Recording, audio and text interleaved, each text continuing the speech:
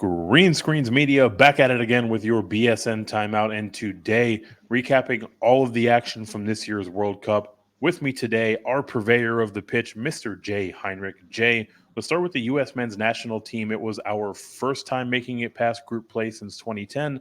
Unfortunately, we're on the wrong side of a 3-1 result against the Netherlands, but I really liked our team's ability to create chances in this game. It feels like there are some things that we can build off here.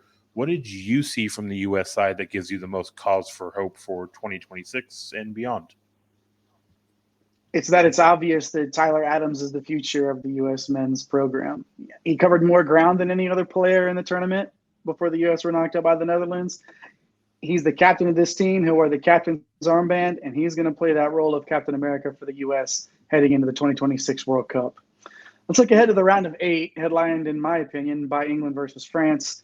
In the round of 16, Portugal found their stroke. Brazil were clinical. England ended up with a great result after a shaky start. What bet do you find the most enticing in the round of 8? Yeah, I'm going to go to Portugal minus 150 to win against Morocco. I mean, it feels like they should probably be a bigger favorite here. I think a lot of that has to do with the underdog story of the Moroccan side. I mean, they're coming off of their World Cup final in a win against Spain. They're really walking into a letdown spot. And Portugal feels like they're an entirely new squad after moving Ronaldo from the starting lineup, replaced him with Ramos, and he rewarded that decision with a hat trick immediately. Look, Morocco is going to try to make it difficult for Portugal to advance and press forward, but ultimately I think they're going to find a pretty similar result as the Swiss did.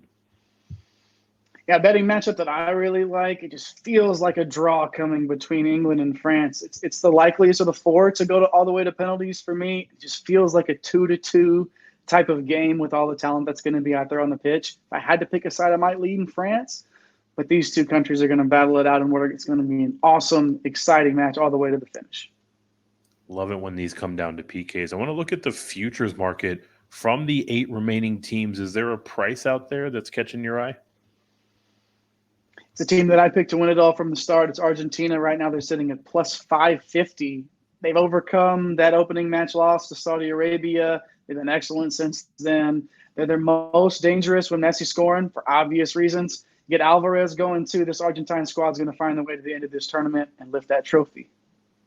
Those plus 550 odds. That will do it for your BSN timeout. Make sure you stay locked here on the Better Sports Network and check out Green Screens Media on Twitter, TikTok, and YouTube so you don't miss a minute of our World Cup coverage.